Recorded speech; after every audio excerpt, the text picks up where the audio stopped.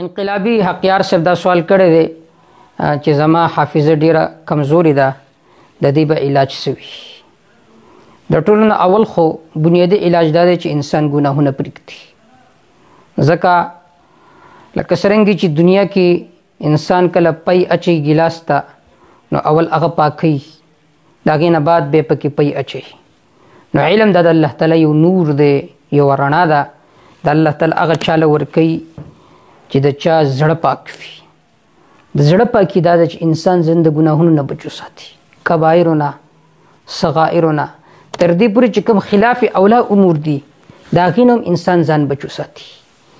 امام شافعي رحم الله په خپل وصایاو کې یو خپل قول ذکر کړی دی چې زما حافظه ډېره کمزوري وه.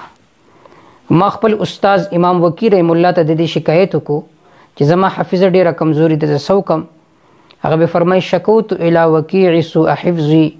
ما خپل استاذ امام وکیع رحم الله ته د حافظې د کمزورتیا شکایت وکړو چې زما حافظه ډېره کمزوري ده. نو فاوصانی الی ترک المعاصي، هغه ماته دا وصیت وکړو چې ګناهونه پرېږده، ځکه فان العلم نور من الهي، ځکه علم دا نور دی، دا رڼا ده د الله تعالی. ونور الله لا یعطى لعاصي، اور الله تعالی خپل نور خپل رڼا ګناهګار ته نه ورکوي. نو نن هر یو سړی د دې ټینشن شکار دی چې زما حافظه ډېره کمزوري ده. بنیادي خبره ده چې موږ تاسو ګناهونه پرېږدو. اوس به تاسو وایئ چې څه ګناهونه؟ دا موبایل موږ استعمالو، موبایل کله ته ټچ استعمالې، په دې کې به د بیریش الکانو تصویرونه راځي، دارنګې د جنکو تصویرونه به راځي. یو نظر ستا اچانک لاړ، هغه خو معاف دی، لیکن بار بار به هغې ته کتل، دا هم سبب دی د حافظې د کمزورتیا.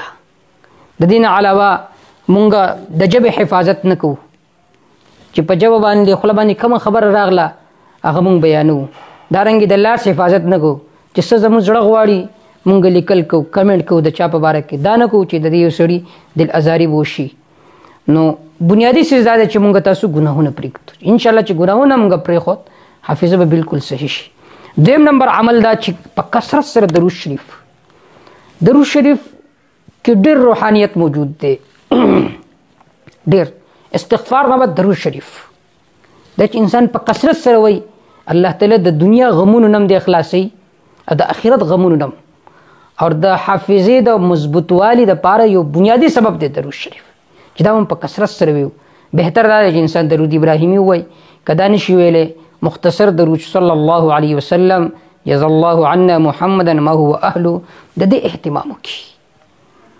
او دریم نمبر باندې دا چې د قرآن مجید د تلاوت اهتمام وکړي شي، کم از کم د ورځې یو سپاره، کم از کم چې یو سپاره مو خپل معمول جوړ کړو د تلاوت. نو دا هم سبب دی د دې چې د دې وجې نه د انسان حافظه الله تعالی مضبوطوي، پای کې قوت پیدا کړي.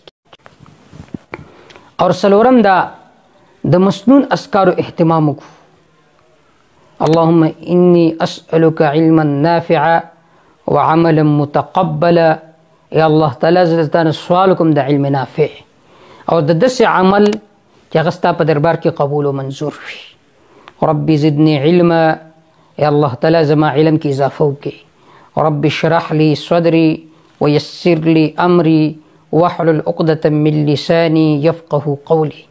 ربي اے رب زما اشرح لي صدري، زما سینه کولاوه کی، ويسر لي امري، د دین کار ماته آسان کی، واحلل عقدة من لساني، زما د ژبه غوټه کولاوه کی، د پاره د دې چې د خلک زما په خبره پوه شي.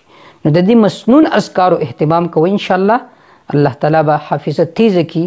او موږ تاسو ټولو له پکار دي چې د دې اذکارو اهتمام وکړو.